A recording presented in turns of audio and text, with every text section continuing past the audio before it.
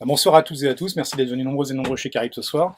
On est très heureux ce soir d'accueillir Fanny Taillandier, qui est un projet qu'on avait quand même depuis longtemps. On n'avait pas pu le faire au moment de son premier roman, euh, parce qu'on l'avait raté en fait au départ en 2013, et puis ensuite le temps de se retourner, les choses avancent. Et c'est vrai que ça a été une grande joie quand on a vu apparaître en septembre donc Les États et empires du lotissement grand siècle, qui est un roman, il faut bien le dire quand même, mais un texte assez étonnant qui nous a énormément séduit, dont on va parler ce soir.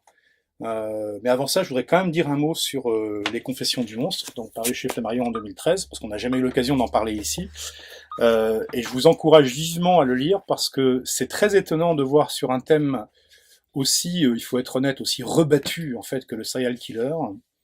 Euh, sur, où il y a eu des très grands livres et puis beaucoup de livres extrêmement médiocres, de voir un roman qui en plus est un premier roman, qui réussit à trouver un angle très original en fait pour arriver à traiter finalement pourquoi quelqu'un décide ou croit décider de devenir un serial killer dans une société qui est la nôtre, donc française, avec une prime à la consommation et à euh, l'efficacité industrielle et managériale, donc qui a des échos évidemment avec American Psycho, mais qui s'en démarque de façon assez radicale et de façon au moins aussi astucieuse que ce qu'avait fait Bret Easton Ellis en son temps. Donc c'est vraiment un livre qui vaut la peine d'être lu, même s'il est sorti il y a maintenant presque 4 ans.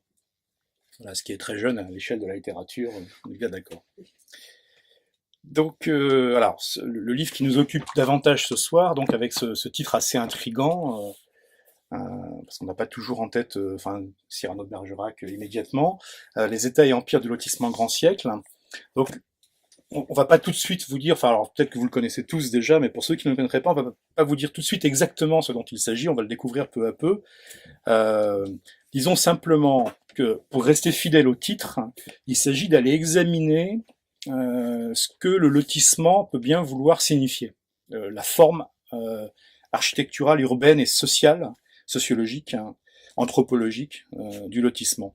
Et pour ce faire, Fanny Taillandier a utilisé des moyens terriblement astucieux en se positionnant dans un futur, je ne sais pas s'il est très lointain ou assez lointain, enfin bref, où des gens sont amenés à tomber sur une forme archétypale de lotissement, un lotissement que j'appelle un lotissement versaillais, même si c'est un peu un abus de langage, mais enfin un lotissement des Yvelines, euh, dont tu nous en diras plus tout à l'heure sur ce lotissement-là, mais donc qui sont confrontés à ces traces du lotissement et qui essayent d'en inférer quelque chose, sachant qu'il y a pas mal d'autres éléments de documentation et de narration qui viennent renforcer ce moulin analytique.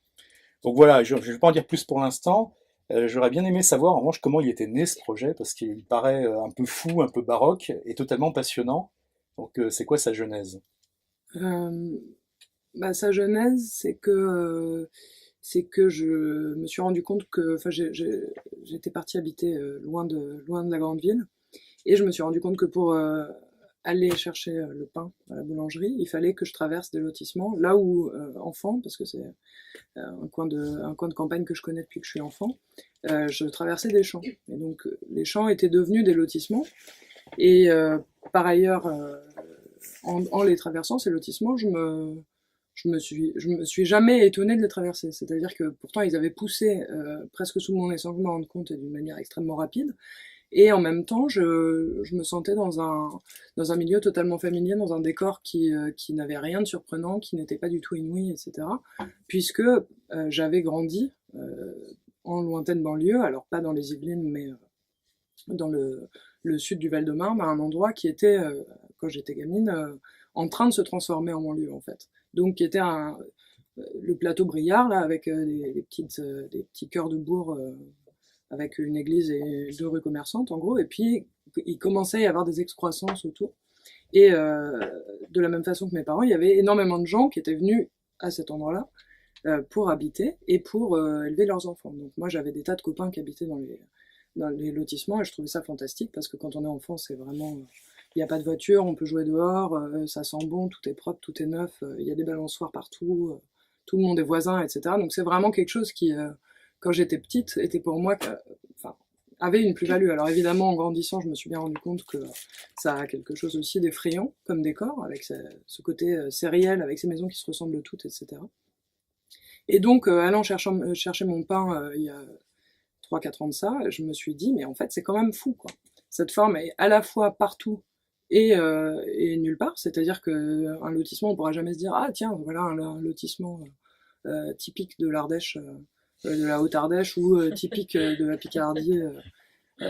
C'est pas des formes architecturales. Alors il y a des petites variations locales parce que les promoteurs font attention à laisser des génoises sous les toitures quand on est au sud de la Loire ou des choses comme ça, mais quand même, grosso modo, ça se ressemble beaucoup, quoi. Ouais, mettre de l'ardoise avec une certaine pente en Bretagne. Voilà, c'est ça pour que les gens, enfin voilà. Et alors ça, c'était une des premières choses qui m'a interpellée, c'est que c'est à la fois un souhait d'ancrage. Donc c'est la maison, c'est pareil, c'est la maison que tous les enfants dessinent, quoi.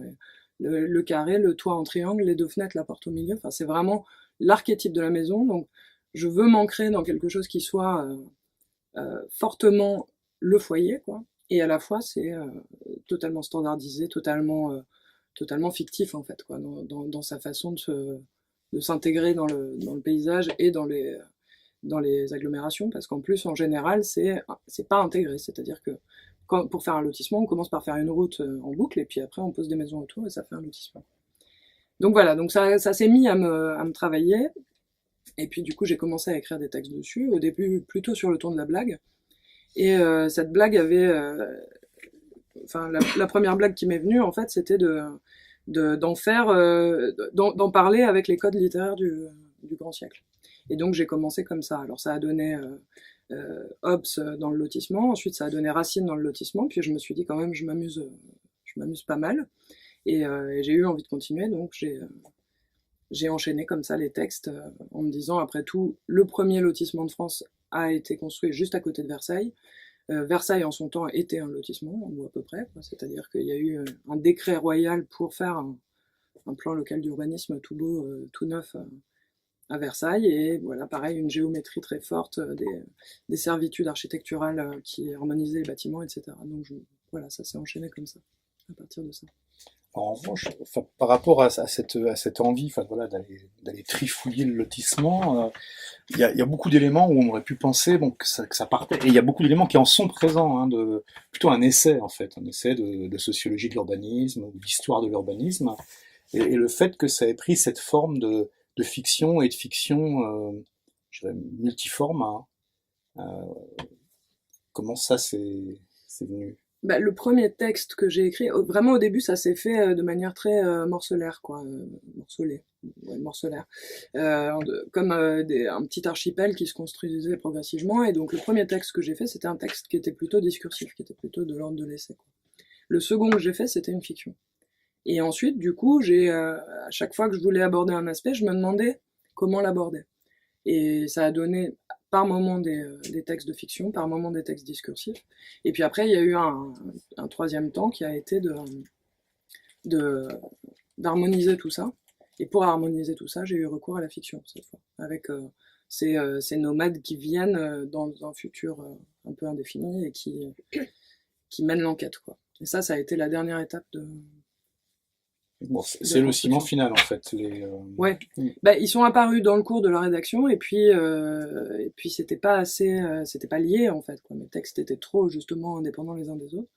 Et donc j'ai retourné la perspective et j'ai pris les nomades qui n'arrivaient qu'à la fin dans ma version initiale de progression dans le lotissement, et ils sont arrivés au début. Et là, c'est eux qui ont assumé de mener l'enquête. Voilà. Est-ce que tu nous en lirais un extrait du coup?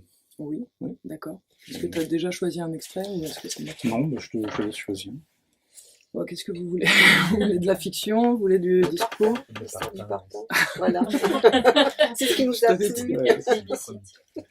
Alors, le parpaing. On est tous d'accord. On entend tout le monde dire le parpaing. C'est terrible. On y va. Oui, donc le parpaing est le premier texte que j'ai écrit de ce livre, et comme je disais à l'instant à quelqu'un, j'aurais dû m'arrêter là, puisque en fait tout le monde l'apprécie, donc c'était pas la peine de me fatiguer. Alors, vous m'arrêtez si c'est... Enfin, tu m'arrêtes si c'est trop long. Alors, il y a une citation au départ: la valeur ou l'importance d'un homme, c'est, comme pour tout autre objet, son prix, c'est-à-dire ce qu'on donnerait pour disposer de son pouvoir. Et donc, c'est tiré du Léviathan. Le parpaing est un vieux mot et une réalité très contemporaine. Le parpaing, c'est un ersatz de pierre. On ne l'extrait pas du sol, on ne le taille pas.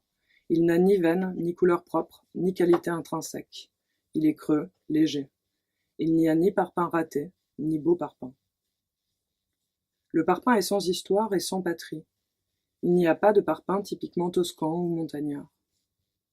Il est fabriqué sans intervention humaine ou presque, dans de grandes usines ou de petites pondeuses, matrices inconnues seulement identifiables dans le paysage ou dans le jardin, par les monticules de gravats qui sont leur matière première.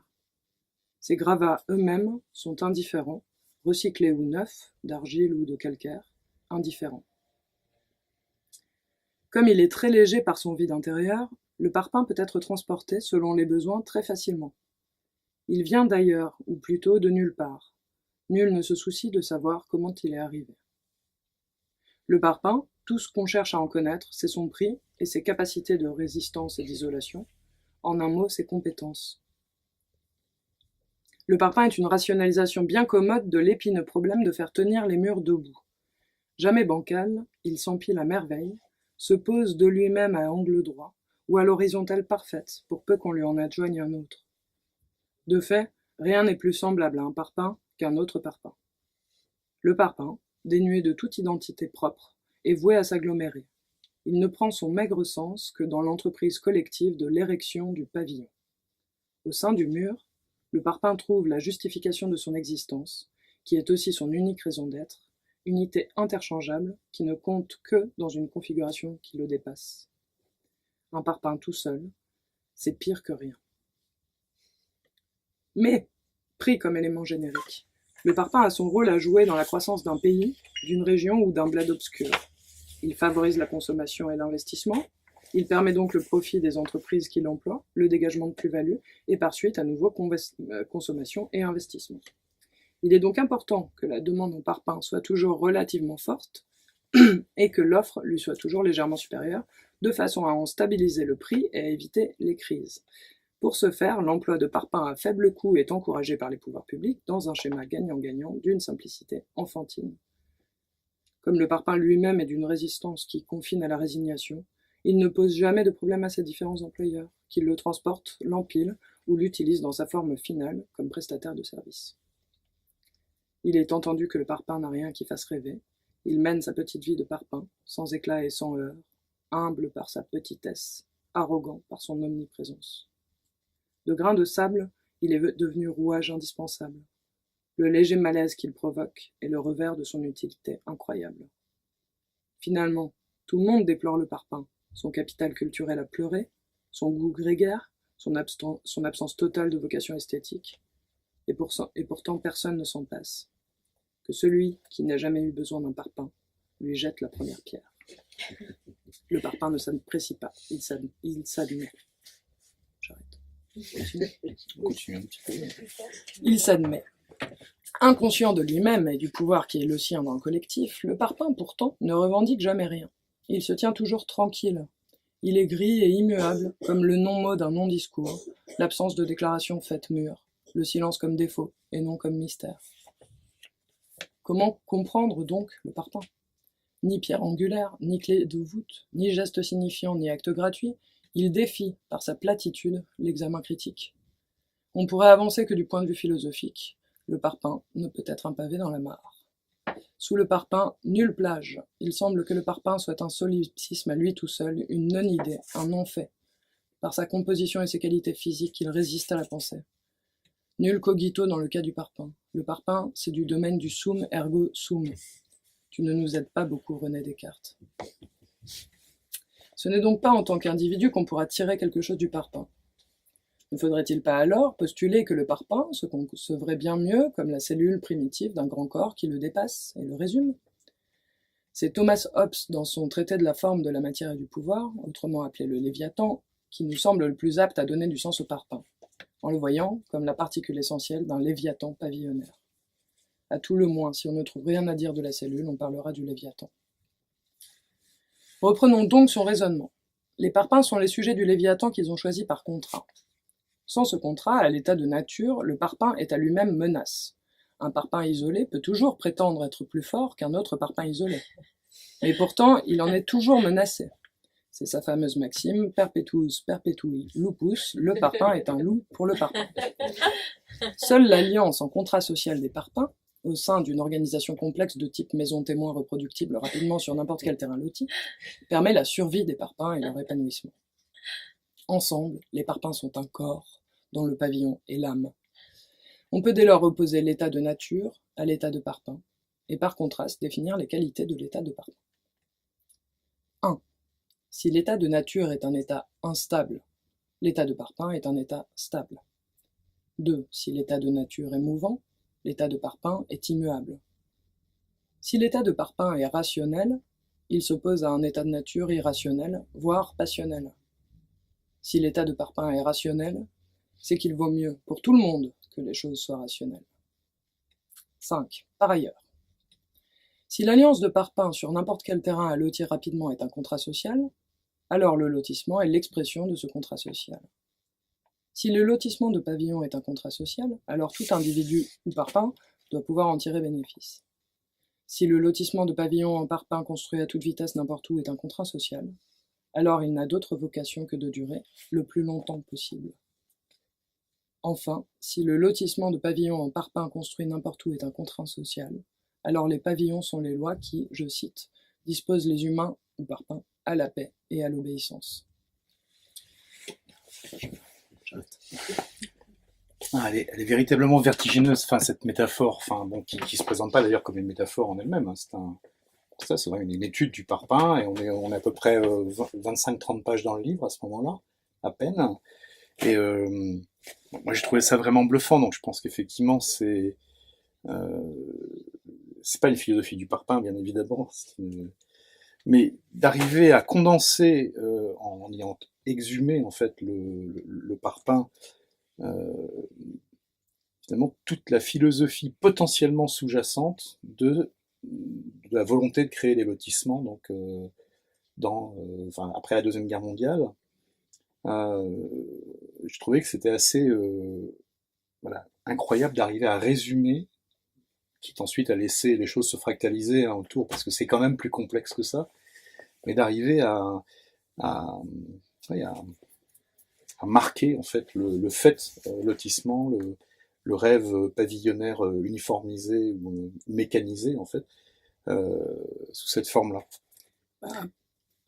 Je pense qu'il y a deux choses, c'est que en fait partir du parpaing, ça évite d'appréhender le lotissement comme un objet de discours, parce qu'en fait il y a énormément de discours qui sont prononcés dessus et qui sont des discours qui portent valeur et jugement de valeur sur ce que c'est que le lotissement et sur ce que sont par extension les habitants des lotissements. Quand on repart du plus petit dénominateur commun, évidemment, on arrive mieux on est en tout cas dédouané de connaître tous ces discours. Donc ça, c'est assez pratique.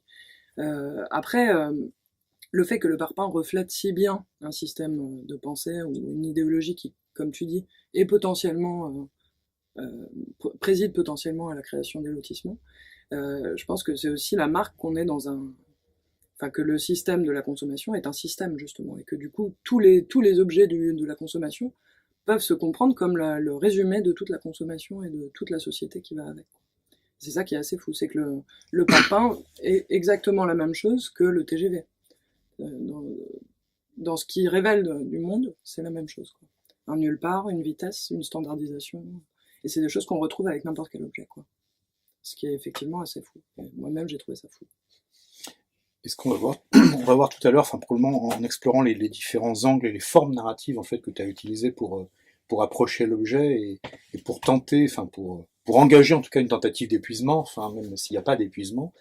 Mais ce qui est frappant, c'est cette concomitance, bon, qui elle est historique, mais que tu notes, alors en utilisant effectivement l'aspect documentation, l'aspect note, avec un côté par moment où la note commence à foisonner, la note de bas de page.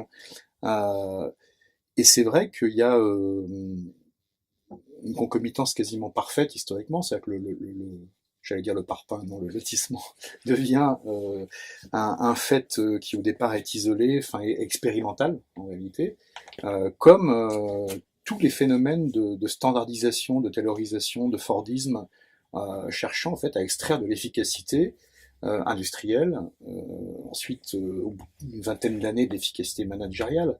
Effectivement, ça fait maintenant un moment qu'on est théoriquement en post-taylorisme ou post-Fordisme, parce qu'on n'applique plus exactement les mêmes objets, mais la philosophie reste exactement la même. Enfin, et donc de le voir comme ça, appliqué de façon méthodique et extrêmement intelligente, une des caractéristiques, je trouve, des États et empires de lotissement grand siècle, c'est vraiment de faire sentir, et sans que ce soit, justement, c'est pas un texte documentaire, mais qui fait sentir toute la minutie et toute l'intelligence, en fait, qui a été mise en œuvre pour que tout ça fonctionne, quoi, et soit effectivement une totalité. Le lotissement. Ouais. Ouais, c'est. Bah, en fait, c'est là que je pense que réside le caractère effrayant du lotissement, c'est que bon, la taylorisation, alors déjà du travail, c'était déjà pas très marrant, de la production, bon, personne n'est ravi de manger des yaourts qui s'empilent à la perfection, eux aussi. Dans des rayons qui se ressemblent partout sur Terre, etc. Mais le fait que ça vienne s'imposer à la forme de vie, quoi, au fait d'habiter, au fait de vivre sa vie, c'est-à-dire que ça conditionne en fait même les mouvements des gens dans leur quotidien, ça a quelque chose d'un peu totalitaire, quoi, et d'un peu effrayant. Et c'est là qu'on a envie de se dire que oui, il y a enfin, en tout cas que moi j'ai envie de me dire qu'il y a un fascisme très très fort à l'œuvre dans l'idéologie de croissance. Alors, ce qui est étonnant, c'est qu'en revanche, la forme lotissement, celle que tu extrais, et donc tu vas faire toute cette enquête, alors on va y revenir, mais une enquête qui va être effectivement sous forme de récit du type presque lettre persane, hein, avec également un récit qui va être une sociologie du fait divers, donc comme chez Krakauer et donc comme chez Simenon, où en fait, à partir d'une situation décrite de façon extrêmement neutre, de voir tout le bouillon en fait de culture, c'est le cas de le dire, qui est à l'œuvre sous la forme apparemment parfaite. Mais ce qui me frappe, c'est que c'est enfin, le développement en fait du lotissement est exactement, enfin quasiment contemporain, peut-être un petit peu plus tardif, mais un peu plus tardif, pardon, mais du développement du grand ensemble. Et c'est à la fois deux formes concurrentes et deux formes complémentaires. Mm. Et le grand ensemble, lui, est le grand absent, si j'ose dire, de cette archéologie-là. Ouais. Bah après, je sais pas exact. Ça, pour le coup, je suis pas assez calée pour savoir exactement comment ça s'est passé. Le lotissement, il avait déjà il a commencé avec les cités-jardins, en gros, au début du XXe siècle, quoi. La façon dont le lotissement est venu répondre aux grands ensembles, c'est sûr que c'est une réponse. Parce que bah, les sociologues qui se sont intéressés aux grands ensembles dans les années 60 et 70 ont tous souligné que les gens des grands ensembles, dès qu'ils pouvaient, ils s'en tiraient pour aller dans des maisons individuelles.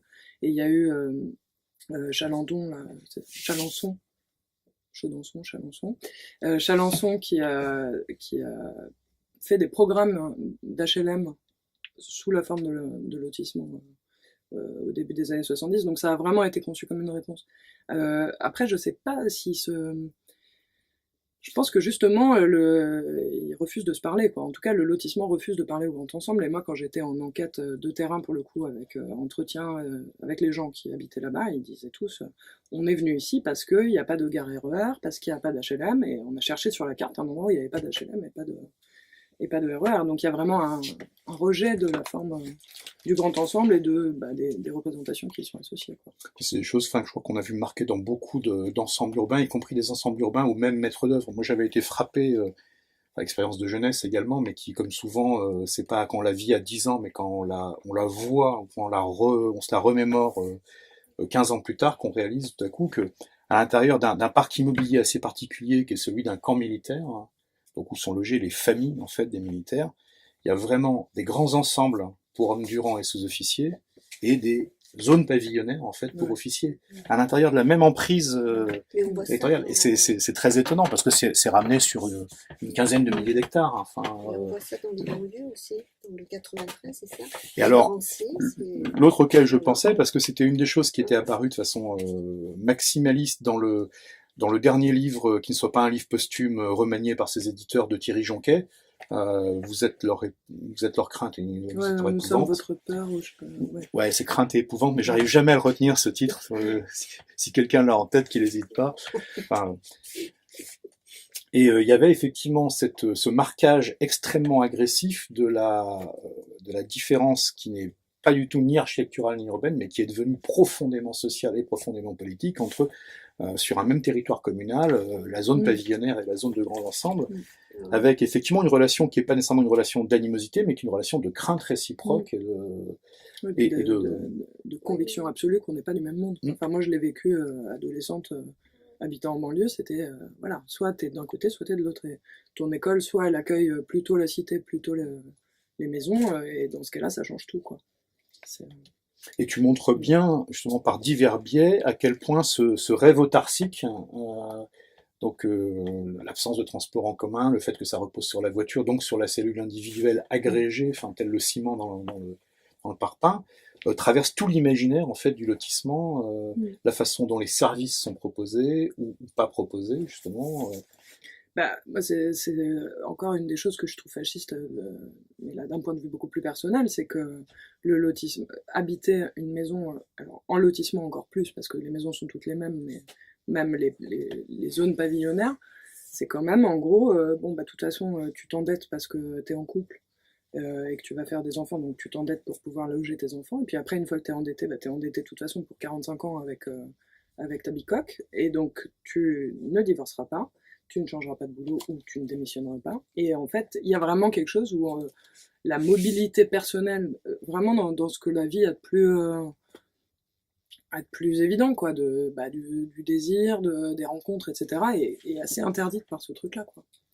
Et d'ailleurs, les adolescents sont les plus malheureux dans les lotissements, c'est sans doute pas pour rien, parce que c'est quand même eux qui ont les désirs les plus forts de voir autre chose, et ben ils peuvent pas, puisque quand on n'a pas le permis, c'est quand même très difficile d'en bouger, quoi. Donc c'est une forme très coercitive. Mais voilà, moi ce que j'ai essayé de montrer, c'est qu'elle est aussi coercitive parce qu'elle répond à des besoins qui sont des besoins humains aussi, de sécurité, de tranquillité. Ouais. Il y a cette obsession de la tranquillité qui transparaît, enfin, dans beaucoup effectivement des angles que tu as exploré en fait, donc avec les différentes formes narratives. Il y a vraiment ce côté, le calme, le repos,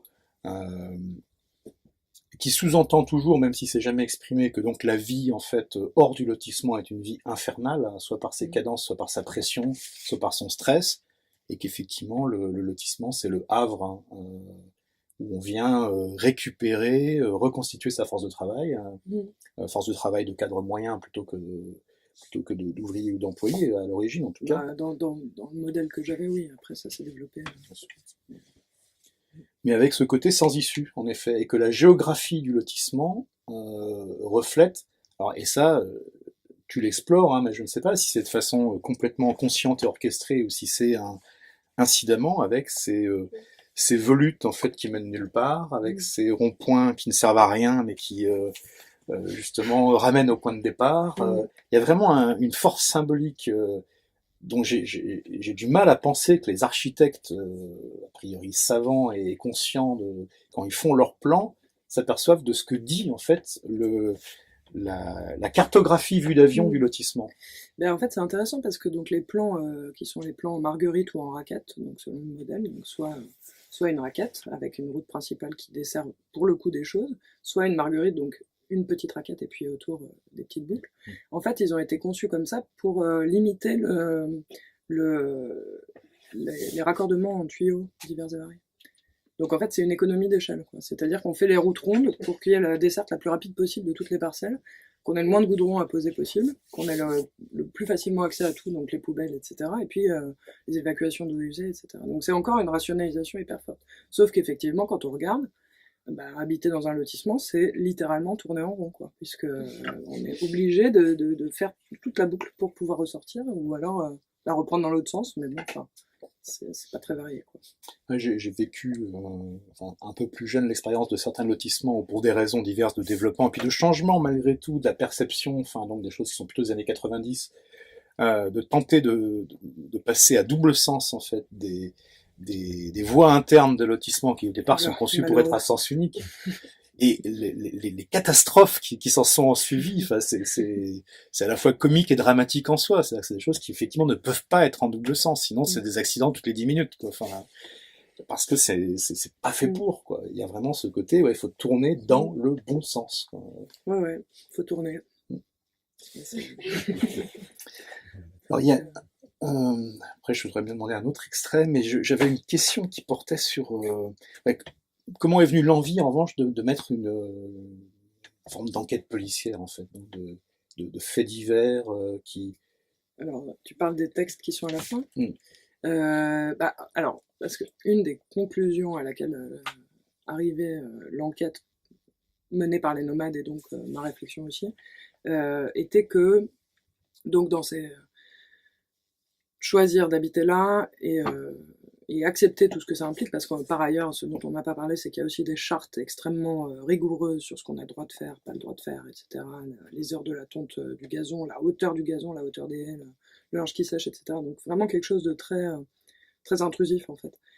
Ces grandes baies vitrées et tout. Donc il y a une façon une sorte de paraître qui est à l'œuvre, et qui dit je n'ai rien à cacher. Car je suis à mon aise avec la société, la preuve c'est que je peux habiter ici, et donc que j'ai un travail, etc. Mes enfants sont bien élevés, car ils vivent dans un parc, et donc ils ont la santé, et puis ils ont un modèle familial autour d'eux qui les épanouit, enfin bon, tout va bien, sauf qu'en réalité, je suis de ceux qui pensent que tout ne va jamais bien. Donc, qu'il n'y a pas de raison que, sous prétexte qu'on habite à tel endroit plutôt que tel autre, on ne soit pas à un moment donné confronté à des vices ou à des déviances ou au mal, quoi. Enfin, avec tout ce que ça peut impliquer de manière plus ou moins grande. Là, on retrouve les confessions du monstre, en fait. Ouais, mais ça, je pense que ça, c'est vraiment ma conviction profonde, quoi. C'est que personne n'est exempt de mauvais, de travers, quoi. Parce que si l'humanité était faite pour être bonne, ça se saurait, quoi. Depuis le temps, on s'en serait rendu compte, quoi. Et donc, du coup, je me suis dit, bon, alors voilà, tout démontre dans ce que dit le lotissement, ce qu'il affiche comme son message, que tout va bien. Donc, il doit bien y avoir un endroit où ça va pas. Et l'endroit où ça va pas, par quel biais littéraire aller le chercher, le fait divers, quoi. Le fait divers qui est d'ailleurs aussi, qui a d'ailleurs été étudié aussi comme le revers de la société de croissance, quoi. C'est à partir du moment où il y a eu des villes industrielles qu'on a commencé le roman policier. Donc il y a quand même un truc qui va ensemble très fort, quoi. Et la perfectibilité, le progrès, etc. se sont toujours accompagnés de cette espèce de son de cloche un peu discordant. Donc voilà, et donc je me suis amusée à imaginer quels pouvaient être les mauvais côtés. Alors comme le titre le dit, tous mes modèles sont des modèles du XVIIe siècle. Après, j'ai imaginé, à partir de ce qu'on avait du XVIIe siècle, ce que ça pourrait donner aujourd'hui. Donc il y a l'affaire des poisons, il y a Phèdre, il y a l'homme au masque de fer, etc. Donc qu'est-ce que ça donne si on plonge la grande histoire du grand siècle dans un petit lotissement? Et ça fait du fait divers sordide, de manière générale. Voilà. Un autre extrait. On va lire un fait divers. Est-ce que tu pourrais lire ça? D'accord, ouais. Je l'entends pas du tout. Ok. Alors, on va lire l'affaire des poisons. Donc, en exergue, il y a un extrait d'une lettre de Madame de Sévigné à sa fille qui date de 1680, qui dit « Voilà la mort de Madame Voisin, célèbre par ses crimes et par son impiété.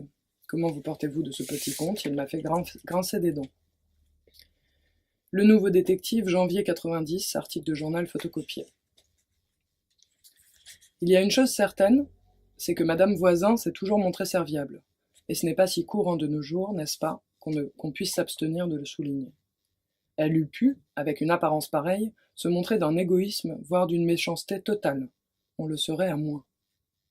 Mais, fût-elle sur le bûcher qu'elle n'en démordrait pas, rendre service est tout de même essentiel.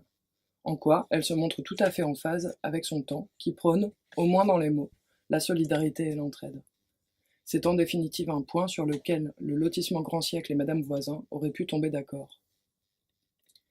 On doit donc lui concéder qu'elle a essayé de résoudre des problèmes à sa petite échelle. Le jardinier était bien embarrassé avec ses 60 litres de pesticides sur les bras, que le syndic ne voulait plus lui rembourser au prétexte qu'il ne respectait pas les normes écologiques en vigueur. Il avait la facture, les bidons, et il était gros-jean comme devant. Madame Voisin le trouvait chic, ce jardinier. Un peu géniard parfois, parce que la plupart des résidents du lotissement le snobaient, mais jamais paresseux, puis toujours discret. Elle l'avait fait venir souvent en dehors de ses heures pour la pelouse, d'abord quand sa mère était là, puis quand elle était venue s'installer dans le pavillon. Parfois, elle lui faisait faire un peu de bricolage aussi. Les scellés pour condamner la trappe de la cave, quasi invisible une fois le béton séché, c'est son œuvre. Elle était contente quand il venait, parce qu'il n'avait jamais l'air repoussé par son apparence. Jamais ce malaise qu'elle sentait depuis toujours chez les hommes, cet air à la fois horrifié et apitoyé. Vims, ainsi se faisait appeler le jardinier, lui, n'avait jamais eu de mal à la regarder en face, et pour elle c'était déjà énorme. Il semblait n'avoir que faire des bruits qui avaient couru, elle n'était pas sourde, lorsque sa mère avait mystérieusement disparu, lui léguant la maison et le montant de ses assurances-vie. Elle n'était pas dupe non plus sur le fondement de ces bruits. Quelqu'un comme elle, sans mari, sans enfant et sans manucure, n'était pas le genre qu'il fallait aux résidents du lotissement Grand Siècle. Vims, imperturbable, lui racontait ses malheurs, les parvenus qui se moquaient de lui parce qu'il roulait en Clio, les rombières qui lui parlaient comme à un chien. Elle l'écoutait, émerveillée qu'il ait tant à lui dire. Aussi, entre canards boiteux, on se comprend. Donc elle a fini par lui dire, après avoir mûrement préparé son intonation pour réussir à prendre une voix douce, elle lui a dit « Vims, moi je te les rachète, si tu veux tes bidons. » C'était pour le tirer de l'embarras, après tout. « Je m'en servirai dans mon jardin, moi. C'est pas comme dans les espaces collectifs, a-t-elle ajouté d'un coassement ressurgi sous le coup de l'émotion. Car Vims avait eu un regard presque tendre dans sa surprise. C'était une petite somme tout de même, ces bidons. Mais emportée par un élan de générosité, elle avait écrit le chèque sans trembler. Qu'avait-elle à faire de l'argent? Vims avait des enfants, lui, une famille à sa charge. Elle ne demanda pas de vérifier le montant sur la facture. Elle avait de la place pour entreposer les pesticides. Vims a empilé les 4 gros jerrycans blancs dans l'espèce d'antichambre du garage, là où jadis on accédait à la cave. Les têtes de mort orange sur les étiquettes, avec leur étrange sourire, fixaient devant elle leur regard vide. Elle s'en est servie un peu sur les fleurs. Ils étaient très efficaces contre les pucerons, ces produits. Surtout, elle appréciait leur absence totale d'odeur désagréable. On aurait dit de l'eau. Un gobelet plein dans l'arrosoir et c'était réglé, chenille, limaçon. La voisine, madame le docteur Soisson, qui n'avait pas l'habitude de lui adresser autre chose qu'un bonjour pincé par-dessus la petite haie, la félicitait du massif de rhododendrons qui, il faut en convenir sans modestie déplacée, rayonnait. Madame Voisin a remercié, la conversation est devenue plus facile. En elle, elle se félicitait de cet achat, comme quoi on est récompensé de ses services. À présent, elle avait une amie. Elle n'aurait jamais cru que cette amitié puisse l'amener là où elle se trouve à présent. D'ailleurs, elle se refuse encore à le croire. C'est peut-être parce que les autres femmes, elle n'ose se le formuler, les autres femmes lui en ont toujours un peu voulu d'être si laide et de ne pas être méchante. Ou simplement d'être laide. Ce serait plausible, à considérer la façon dont sa mère toute sa vie l'a traitée. Mais sur cette pensée, Madame Voisin n'aime pas s'étendre. Sa voisine, Madame Soisson, donc, était une femme d'une 60aine d'années, toujours élégante, avec un chapeau, un tablier et des gants assortis pour le jardinage, et maquillée avec ça. Son mari, en berline noire, partait tôt et rentrait tard. Elle ne le connaissait pas. Elle avait entendu des éclats de voix dans leur coquet pavillon, parfois au crépuscule, et s'était dit qu'il n'avait pas l'air commode, quoique médecin de son état. De confidence en confidence, la voisine avait laissé entendre qu'il ne l'était pas. Un jour, elle a même enlevé son gant pour passer sur son front une main parfaitement manucurée en disant, le regard là, « Je n'en peux plus. Vous avez de la chance de ne pas vous être marié, ajouta-t-elle. Et comme Madame Voisin haussait les broussailles qui lui tenaient lieu de sourcils, pas tout à fait d'accord, la voisine continua très vite. C'est un véritable poison, le mariage, vous savez. Et vous devez dormir avec votre bourreau. Cela, de fait, semblait affreux. Elle en frémissait d'horreur en pensant, le soir dans son lit, à la présence d'un corps lourd comme celui du médecin, un bras velu l'étouffant, un ventre énorme. Rien à voir avec le corps souple de Vims, qui souvent l'avait fictivement accompagné vers le sommeil. Elle compatissait d'autant plus entièrement à la destinée malheureuse de sa voisine qu'elle n'avait pas l'habitude qu'on se confiait à elle. La reconnaissance le disputait à la pitié et à l'effroi. Une femme si distinguée. « Je suis à sa merci, disait encore Madame Soisson. Je n'ai jamais travaillé, il me tient par l'argent. Si j'avais l'argent, je serais libre. » Et Madame Voisin comprenait très bien qu'il se souvenait de la disparition de sa mère et de l'héritage consécutif, comme d'une libération. Vraiment magnifiques vos parterres, ponctuait parfois la voisine, en interrompant dans un suspens contemplatif son flot de vindicte conjugale. Si bien que Madame Voisin a fini par lui révéler sa recette, et lui a proposé de lui donner une bouteille du précieux élixir. Vous allez voir, on dirait de l'eau, répétait-elle. Madame Soisson en fut entièrement satisfaite. Ces massifs de digital resplendissaient sur la pelouse. Même, cela semblait apaiser son chagrin de voir ces fleurs si bien portantes, et elle convinrent que le jardinage était la consolation de bien des maux. Les digital triomphaient. Mais quelque chose n'allait pas. Le beau front de la voisine, croisé à la boulangerie, était voilé d'un soucieux nuage. Cela ne fut pas long. Quelle consternation quand on apprit que le docteur Soisson était mort! Son cœur avait lâché subitement, une sorte d'attaque d'apoplexie, et l'ambulance n'avait pu aller assez vite jusqu'à l'hôpital pour le ramener à la vie. Les yeux rougis, mais toujours maquillés, la voisine rentra seule, au volant de la berline rutilante, dans la grande maison vide. Madame Voisin hésita toute la nuit. Devait-elle lui offrir un café? Des fleurs? Des gâteaux? Elle n'avait jamais entretenu de relations amicales, même de voisinage. Avant d'habiter au lotissement, elle vivait en recluse dans un petit appartement d'un petit immeuble laid. Elle se décida finalement à assister aux funérailles, mais comme elle allait sortir de chez elle, tout de noir vêtu, elle s'arrêta. Après tout, elle ne connaissait pas cet homme, et le souvenir de son gros corps velu, sans parler des horreurs que lui avait dites sa femme, lui fit en un éclair changer d'avis. Elle irait le lendemain proposer à la veuve un café bien noir. La veuve n'y était pas. Le cossu pavillon resta fermé plusieurs jours sous la bonne garde des magnifiques massifs d'azalées. Madame Voisin était inquiète, sans bien s'en formuler la raison. De plus, à cause de l'extrême dénuement de ses relations sociales, elle n'avait personne à qui demander des nouvelles de sa voisine. Aussi fut-ce avec un immense soulagement qu'elle l'aperçut un matin, buvant une tasse de café devant sa maison. Elle se leva et vint à petits pas jusqu'à la haie. Elle avait l'air en pleine forme, mais le voile sur son front était comme crispé, forcé. « J'ai grandement souffert, dit-elle, en y portant sa main parfaite.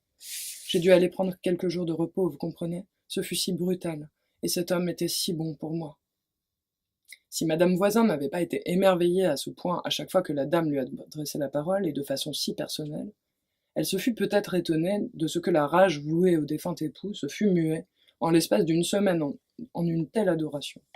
Mais elle était émerveillée, et aussitôt elle se reprocha en son fort intérieur l'élan funeste d'égoïsme qui l'avait retenue d'aller assister à son enterrement. Elle se le reprocha d'autant plus qu'elle sentit, un imperceptible coup d'œil lancé par-dessus son épaule, que sa voisine se sentait mal à l'aise d'apparaître en conversation avec elle. Elle en fut mortifiée, et dans un réflexe autopunitif se promit de ne plus importuner cette malheureuse de sa présence. C'était ainsi, elle n'était pas faite pour le commerce humain. Sa retraite mélancolique ne dura pas longtemps.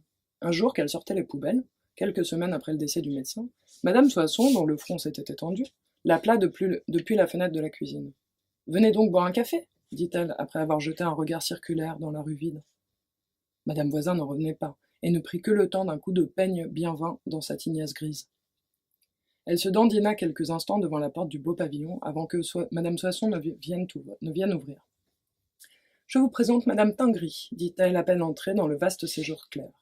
Les yeux de Madame Voisin, éberlués par tant de surprise, tombèrent sur une petite femme d'une quarantaine d'années, belle comme une publicité pour un club de sport, qui croisait nonchalamment ses jambes galbées sur le canapé de vachette beige. Elle lui tendit une main aux ongles rouges et aux bagues nombreuses, mais ne la regarda pas dans les yeux. « Asseyez-vous donc, Madame Voisin, dit la maîtresse de maison, et elle lui tendit une tasse de café. Il y a un moment que je parle de vous à Madame Tingry. La pauvre vieille fille ne sut que répondre. Madame Tingry opinait comme une forcenée. Un bouquet d'héliotropes nains derrière elle surgissait d'un haut vase noir. La suite de l'entretien a gardé pour Madame Voisin la coloration floue des événements rêvés. Elle se rappelle qu'on parla longtemps de fleurs, quoique l'automne fût avancé, et que sa voisine n'eut de cesse de souligner ses qualités de jardinière. La Tingry avait pris un air d'admiration profonde et tenait désormais son regard de biche fixé sur le visage douloureusement laid de notre héroïne. Au bout de 3 cafés et d'une bonne trentaine de circonlocutions flatteuses, la Soisson finit par expliquer que cette chère Madame Tingry aurait bien besoin de cette recette miracle pour ses grands lauriers roses attaqués par des colonies dévastatrices d'escargots. Madame Voisin promit une bouteille de son produit. « Vous verrez, on dirait de l'eau, dit-elle mécaniquement, tout à sa fébrilité d'avoir ce qu'elle appelait déjà une nouvelle amie. De nouvelles amies comme celle-ci, Madame Voisin s'en fit plus qu'elle n'eût osé le rêver. Elle rendit l'invitation au café à sa voisine après une semaine de ménage intensif pour rendre son salon présentable, ce qui n'était pas une mince affaire. Madame Voisin, qui n'était pas vraiment une femme d'intérieur, avait pris la fâcheuse habitude de ne rien ranger depuis qu'elle était débarrassée des aigres remontrances maternelles, et Dieu sait qu'elle en avait soupé de celle-ci, pensa-t-elle à plusieurs reprises, heureuse de son trait d'esprit intime. Le jour dit, Madame Soissons vint, accompagnée d'une certaine Madame Bouillon, qui adorait elle aussi jardiner, même en novembre, et qui d'ailleurs était venue avec une bouteille en plastique vide dans son sac, ce qui facilita grandement le transfert du pesticide. La conversation roula un moment sur le triste sort du mari de Madame Tingry, pris de vertige alors qu'il nettoyait la gouttière et tombait raide mort de son échelle. Quelle malchance tout de même, remarqua Madame Voisin. Et ces deux invités la regardèrent d'un air interloqué, sans répondre. Une autre fois, à la nuit tombée, Madame Soissons vint frapper à la fenêtre de sa cuisine et lui présenta cavalièrement Sophie Montespan, bien connue du lotissement par le rôle qu'elle avait jadis joué auprès du conseil syndical. Elle aussi désespérait des chenilles, qui même en hiver attaquaient sa glycine. Bref, jamais Madame Voisin n'avait été si heureuse. Et si aucune de ces nobles dames ne la saluait dans la rue ou à la supérette, c'était lié, se disait-elle, à son irrévocable laideur, et surtout au chagrin qu'elle traversait immanquablement, perdant toutes leurs époux au fait de leur gloire. Dans ces longues heures nocturnes où tout volait clos, elle évoluait en maîtresse-femme dans la cuisine, entre la cuisine et le garage du pavillon qui lui était revenu de droit, habitude rituellement accompagnée d'un colossal repas de viande à minuit qu'elle avait prise dans les derniers moments de sa mère. Elle se demandait s'il y avait toujours tant de morts subites dans le lotissement, ce qui était possible, car elle n'était au courant de ce qui avait lieu chez les autres que de fraîche date. Elle préférait penser que c'était le cas, car l'autre hypothèse, selon laquelle elle portait malheur aux gens qu'elle rencontrait, lui paraissait, à juste titre, d'une insoutenable tristesse et d'une peu recommandable tendance à la superstition. Superstition était le mot juste. Elle s'en rendit compte lorsqu'elle trouva un corbeau mort devant sa porte. Le lendemain, c'était un chaton dont on avait crevé les yeux. Sa tête sanguinolente se détacha lorsqu'elle le souleva, le cœur serré, pour le mettre à la poubelle. Quelqu'un avait aussi rayé le capot de sa petite auto, d'un signe peu amène. Après quelques jours de calme, elle vit arriver la police chez Madame Soissons, qui monta avec eux dans la voiture bleu marine.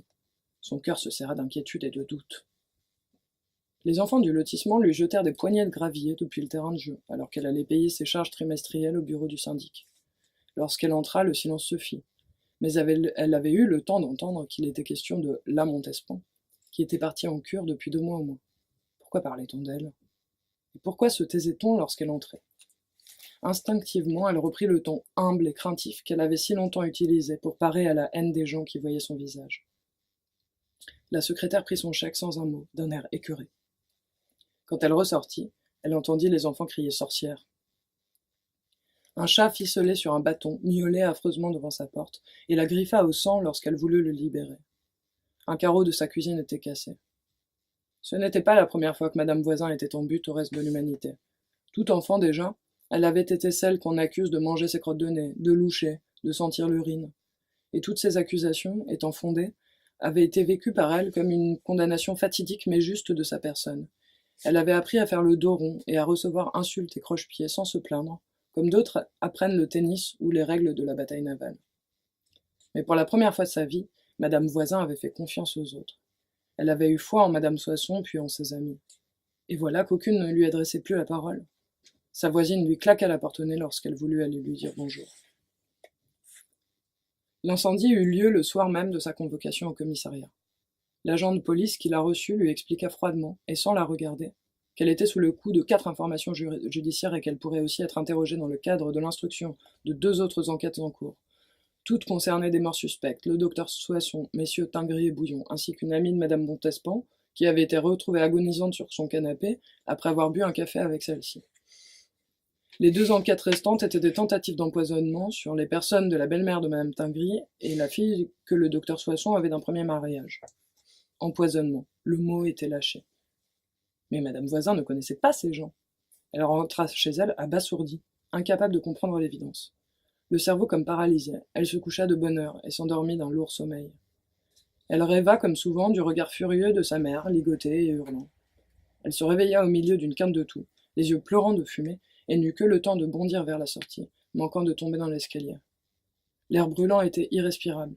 Elle finit par atteindre la porte d'entrée, mais la poignée avait fondu, et elle traversa tant bien que mal les flammes jusqu'à la porte de derrière, par le garage. Les bidons de pesticides et leurs têtes de mort la regardèrent passer, intactes. Quand elle fut dehors, elle se retourna. Le feu dévorait le séjour et avait atteint sa chambre juste au-dessus. Portant les mains à sa bouche, criant sans s'en rendre compte, elle n'entendit pas, tout d'abord, la clameur qui lui parvenait depuis la rue, qu'elle rejoignait comme une somnambule. Une foule s'était réunie là et hurlait après elle. « Sorcière! Sorcière !» Leurs visages déformés lui apparurent comme en cauchemar. Il y avait les enfants du terrain de jeu, il y avait le président du syndic, il y avait Madame Soisson. Personne n'avait l'air d'avoir appelé les pompiers. Une voiture de police arriva, dans laquelle elle reconnut le commissaire qui l'avait reçue. Elle courut vers lui. Il l'arrêta et lui passa les menottes. À partir de cette nuit-là, Madame Voisin a perdu la boule. Elle a commencé par hurler comme une démente qu'elle n'avait fait que rendre service, ce qui paraissait un peu court aux policiers qui sans relâche la questionnaient. Comme elle devenait agressive, un mandat de dépôt l'a conduite en prison à l'issue de sa garde à vue. C'est là que son discours est devenu celui qui a été médiatisé depuis. Outrée par le traitement qui lui était réservé, elle crut pouvoir se défendre par les mots. Elle a commencé par prétendre qu'elle savait faire mourir les hommes et les bêtes à distance, et faire naître l'amour dans les corps les plus froids. Qu'il suffisait de demander à Madame Soisson comment elle avait trouvé le jardinier Vims pour remplacer le docteur dans son lit. Car de fait, Vims avait su conquérir le cœur glacial de la voisine. Sur le coup, Madame Voisin avait ravalé sa peine en se répétant que ce n'était que justice. On conviendra qu'il est compréhensible qu'elle s'en approprie désormais une partie du mérite. Elle racontait tout et n'importe quoi dès qu'on suggérait qu'elle avait quelque chose à voir avec les morts qui l'entouraient. Si elle avait su l'analyser, elle aurait appelé son discours de l'ironie. Mais elle n'analysait pas. Madame Soisson apparaissait souvent dans ses rageux propos. Elle a dit ensuite qu'elle se nourrissait de bébés et de chatons morts. Elle a maintenu ses propos. Chaque fois qu'on mentionnait les pesticides donnés à Madame Soisson, elle ne répondait pas et ajoutait de nouvelles affabulations droit sorties d'un imaginaire télévisuel. Elle collectionnait les enfants morts-nés de Madame Pingry dans le grand congélateur de son garage. Elle ajoutait de la poudre Javel à tous les courriers au syndic. Elle versait, à la nuit tombée, des litres de Destop dans la piscine pour que les enfants du terrain de jeu contractent des maladies. Elle attrapait des cochons d'Inde des petites filles et les torturait avec la braise d'une cigarette. Dès qu'on lui parlait d'un résident du lotissement Grand Siècle, qu'il soit mort ou vif, elle disait « C'est ma proie !» et lâchait un ricanement. Elle était vraiment devenue effrayante à voir. La presse s'en mêla. Devant le tribunal, lors des premières audiences, elle prononça des phrases sans queue ni tête à l'intention des caméras, et les images furent diffusées plusieurs jours durant sur toutes les chaînes. Ce qu'on appelait désormais l'affaire des poisons passionnait le pays et jusqu'à l'étranger. Madame Voisin, tout à sa colère et à son incompréhension, ne semblait pas se rendre compte qu'elle était devenue célèbre. L'instruction fut longue. Dans sa cellule, elle faisait toujours le même rêve où sa mère, bâillonnée, la regardait avancer vers elle avec une fureur mêlée d'effroi. Pour le reste, elle ne comprenait pas du tout de quoi lui parlaient l'avocat et le juge qui la convoquaient de temps à autre au parloir. Les autres femmes de la prison l'insultaient naturellement lorsque, sur son chemin, elle les croisait. Elle cessa de sortir pour la promenade. On l'emmenait une fois chez elle pour témoigner de la présence de cadavres à moitié calcinés par l'incendie. C'étaient ceux d'un chat et d'un corbeau, offrande devenue quotidienne dans les derniers temps de son séjour au lotissement. Elle soutint vouloir les manger. Ces pauvres réponses, dont elle croyait qu'elle serait capable de souligner l'absurdité des accusations de sorcellerie qu'elle discernait dans la rumeur qui partout la poursuivait, n'eurent pour tout effet que de nouvelles salves de questions par des experts tout à fait repoussés par son odeur. Elle retourna dans sa cellule.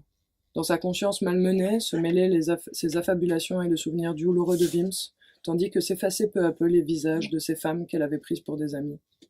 Cette partie-là de l'histoire, où intervenaient des sentiments aimables et une ignorance opaque, était trop compliquée pour son âme de recluse éternelle. Elle finit par l'oublier tout à fait. Elle ne se rappela bientôt que sa mère, sa cave, sa cuisine. Lorsqu'elle n'était pas confrontée à l'espèce humaine, tout rentrait peu à peu dans l'ordre. Mais sitôt qu'elle devait se montrer, elle perdait son calme. Au procès, elle arriva furieuse, hirsute, sale et ricanante. La salle était comble. Elle ne comprenait pas très bien où elle était, et ne reconnut personne dans l'assistance. Dans son esprit hébété par les pilules que lui servaient chaque jour les surveillants de la prison, elle n'entendait que la voix furibonde de sa mère, encore elle, qui au fond n'avait jamais cessé de la poursuivre, la garce. Elle fit un grand effort de concentration et écouta entièrement l'acte d'accusation, qui ne portait que sur sa complicité d'assassinat dans les affaires Montespan, Tingré et Soisson. Enfin, au mot empoisonnement, elle eut la certitude limpide d'avoir compris de quoi on l'accusait. Toutes ces provocations passées, inspirées par l'absurdité que lui semblait être l'idée que Madame Soisson ait tué son mari, lui avaient masqué la véritable raison de sa présence. Mais à ce terme d'empoisonnement, tout lui parut soudain clair. Quelle ineptie, pensa-t-elle. Tout le monde ici pour une idée aussi loufoque. Elle se leva d'un bond et s'écria. Mais enfin, comment pouvez-vous croire que j'ai empoisonné ma mère puisque je l'ai mangée? On poussa les jerrycans, et on fit déceler l'accès à la cave. Le crâne, avec son étrange sourire, fixait devant lui ses yeux vides.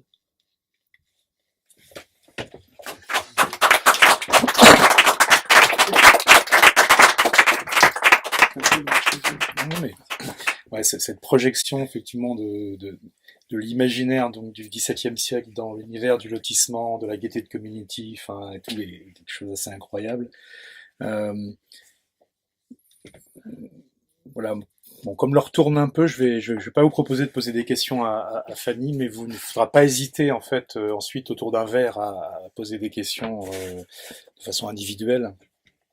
En tout cas, ouais, moi je voulais dire que j'ai vraiment été fasciné par ce texte qui arrive à emboîter et à enchâsser de façon extrêmement fine, avec beaucoup de registres. On voit avec des choses, on passe en une seconde du très tragique à du totalement comique, donc en jouant vraiment sur des impressions et sur des effets, et à enchâsser vraiment une sociologie du geste, du quotidien, de la façon dont on se comporte dans l'intimité, de son entrée, de son living room, de son bout de jardin, exposé effectivement au regard du voisin, enfin il faut bien le dire, et d'enchasser ça avec une sociologie collective, avec effectivement ce que veut dire le lotissement, et au-dessus avec une énorme politique, hein, qui est vraiment le fait que rien de tout ça n'est neutre en réalité.